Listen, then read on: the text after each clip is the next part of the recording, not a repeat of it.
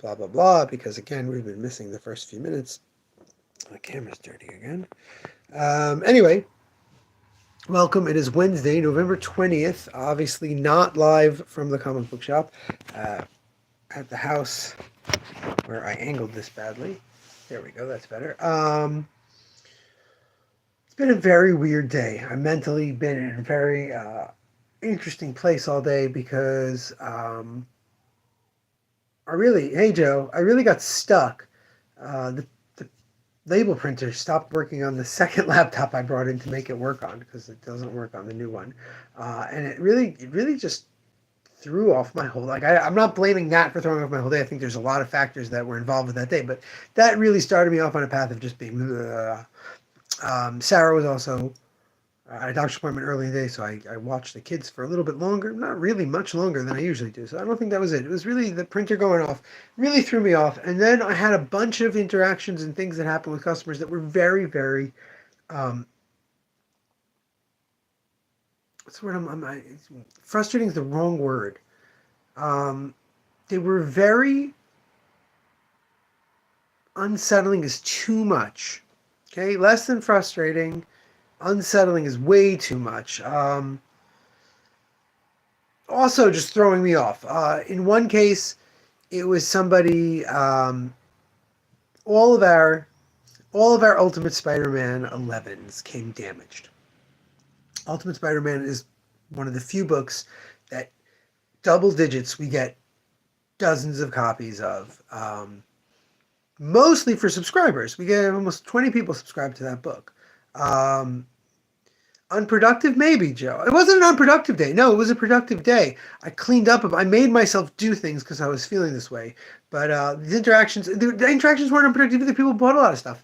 They just seemed to. I was unable to move from one action to the other without like minutes. In one case, like 20 minutes, half an hour, not like fixating on it, thinking about what just happened. Not in a bad way, just thinking about it. Again, I just was obsessing over the printer being broken, I think. Anyway, the Spider-Mans all came a little dirty. They came, I have one here. It's really not going to be noticeable here on the live. But you see this little brown in the corner? That can't be wiped off. A lot of them have a bit over here too, but there's a tiny bit of brown right in the corner. It's not a humongous issue, and if I had one or two copies like that, I would have reported them. And if I had like 5 copies like that, I would have had reported 2 or 3 of them and then put the 2 least bad. But it was every single copy, which meant that something like banged against them, something rubbed against the books. It needs to be reported. So when we're reporting it, I'm not allowed to sell it anymore. So I told customers that they're welcome to a copy if they had it on hold. You already held this book, you subscribe to it, you can get a copy of the book, and then you can pay for a new one when it comes in. You're expected, because you had the hold, you'll pay for a fresh new one. The first person I gave it to was like, I don't understand what's wrong with the comic. And I said, there's nothing wrong with the comic. He goes, what? Because that is it, again, barely noticeable on this, but in real life you can definitely see that it's scuffed up. He goes, is it on the art inside? I'm like, no. Inside is fine. He goes, I don't understand what the problem is. And that was like, I would say, one of the first disconnects of the day. The printer was already driving me crazy, but it was like, you don't understand. Like, I understand that you're not a collector and you don't care about the condition, and you'll take this comic and you'll roll it up and put it in your box. Like, I know that, but you don't understand why I had to report the damage. He was like, no, I mean, is that damage? So, that again, and it was a lot of things like that. I had someone who really was telling me about changing around the shop, helping out, in the shop. And he was offering all these things that are like, yes, except why? And then he would hear, line my beard up. Really? That's your comment. Anyway, you're not helping, Bo. Like, you talk about throwing me off. Things throwing me off. This person wanted to help, and they were suggesting some really awesome things about what to do. It's okay, Mom. It's really not a big deal. That's lovely. Thank you. he was talking about like, oh, you should do this with the shelves. And then I said, yeah, but we're going to, in December, I'm going to do some massive clearance. He's like, no, don't do massive clearance on it. Don't sell the stuff at a big loss. And I was like getting like, look, I'm on this, dude. Thank you, Joseph. I'm on this. I get it, but I just can't do this now. And he goes, you have to do, like, why not now? And I wanted to scream, because I got to pack Joe's books up so I can get paid by him. So I got to contact other people who have stuff on hold so that they can pay me. Like, you're talking about making the store more palatable, and I'm all about it. That's what 2025 is all about. But it's 2020. It's the end of December. The end of December, when we see how much we're moving and we're deciding what to put in the clearance sale, that's when I can think about it again. That's what I had been saying to him. In December, I will be moving things on the shelves to make a giant bargain sale. And it was a giant bargain sale. God, I'm tired. Extra bargains. And it's just like, anyway, Joe, you asked as I was leaving today how the manga sale went. And the manga sale is very interesting. We are moving manga almost as well as we moved single issues financially. How much money we make. But space-wise, we're moving a lot more because manga takes up so much more space. Manga is, no, nothing's Joe's fault. Joe's the best. Some things are Joe's fault, but they're usually positive things. Or talking about derailing my train of thought. Those are often Joe's fault. The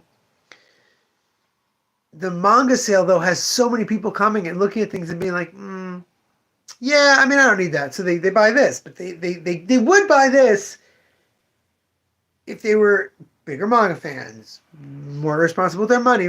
Again, I did have a lot of people come out Sunday who went hard on the manga. And I had even Angel. Angel's been buying manga from me for almost 10 years. He's subscribed. He knows exactly what he's getting. He very rarely grabs any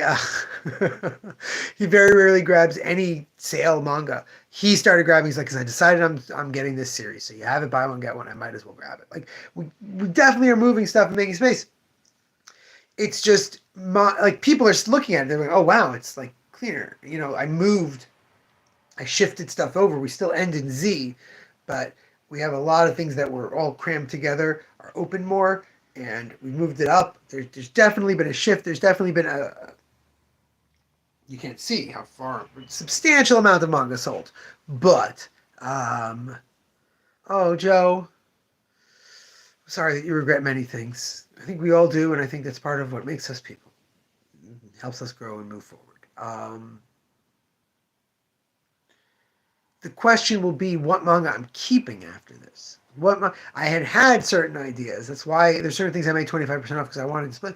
I'm not sure how I'm going to display them, how I want to put them out, and then what I'm going to do with other things to try and get them out the door. So I haven't really considered that yet. But the way the manga looks right now in the sale, it can't be after. Like the superhero stuff, I basically kept the same. I just have a little bit more free space. The single issues, I have 2 short boxes worth of stuff gone and a lot less crowded on the walls. Like, it looks nice. The manga cannot be how it is now in the sale. There's gonna have to be some rearrange. So I'm gonna look into that. I'm gonna think about that. Probably on Sunday. But the big thing that I really solidified today are what the sales are gonna be. Besides for that, I now know that all the green shelves are going to be buy one, get one free. The music section, the period drama, the biography section, and the whole ziggurat on top of them. That's the artist editions and all the Italian and French, actually most of the largely European art books. I'm going to take some things down. I will not keeping everything there. Probably on Friday I'll be pulling some stuff off of those shelves, but those shelves, whatever's left on them will be 75% off. The green shelves, everything buy one, get one free. And then the horror and crime are going to be 25% off.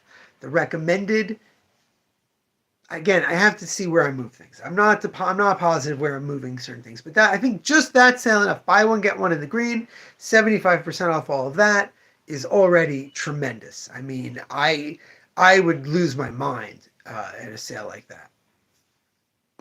I don't think any of the sales have tempted me as much as what we're doing next week. Buy one, get one on 2 full bookcases filled with comic book series and 2 filled with anthologies and graphic novel standalone, and then 75% off 4 bookcases filled with nonfiction and period drama and art, like comics. Like that's crazy. I'm really hoping that of those 4 bookshelves, because it's 75% off, 1 full case will go. I would be thrilled beyond belief. So that's the thing that I think is upsetting me the most. The thing that I have the most trouble with. The thing that I don't know what to do about. At the end of the day of the sale, we are now 2/3 of the way through the sale, and the thing that is driving me crazy is how do I get people not on Long Island to come out? And 1 or 2 people told me they came from Queens. I have online everything in the sale. All the manga in the sale is in a video. Scroll up 2, you can watch that video right now. You can look through it, you can order that stuff, you can get it. And it's just not happening. So that is incredibly frustrating. It is possible that when the Skitched article goes up tomorrow, some things will change. I'll get a bunch of emails. I'll be frantically busy. Who knows? Joe, if I was going to pay for anybody's plane ticket to come to my shop just so they could shop there, I love you, Joseph. And I know you're our number 1 supporter, but I don't need our number 1 supporter. I don't need the person who's already getting stuff from us. I need Aaron Myers. Okay, I've thought about this numerous times. I would fly Aaron Myers to our shop, and he would get deals too. He would not get things at the price they're at. He would get them even more discounted, and he would probably spend 2 or 3 times the price of his plane ticket, at least.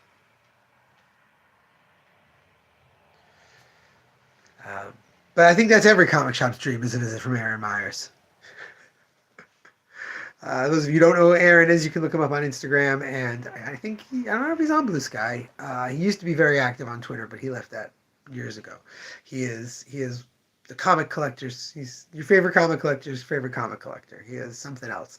Constantly, recently, a store has been just giving him G.I. Joe, Star Wars, and He-Man toys because of the other things he bought. He buys so much other stuff from them that they're giving him these loose toys of like pristine 80s toys because they're just, yeah, they're loose whenever, no one cares. That's Aaron Myers. That's the level of collector he is. So, yeah, definitely have Aaron Myers plane ticket. That's the first one. Sorry, Joe. If we were celebrating the shop, if we could just have anyone just to celebrate the store and enjoy it, that would be you. You 100% would be on the plane to launch our, I don't know, 20th anniversary, Joe? What do you think? 20th anniversary? I'll fly you in? That sounds good. 8 more years.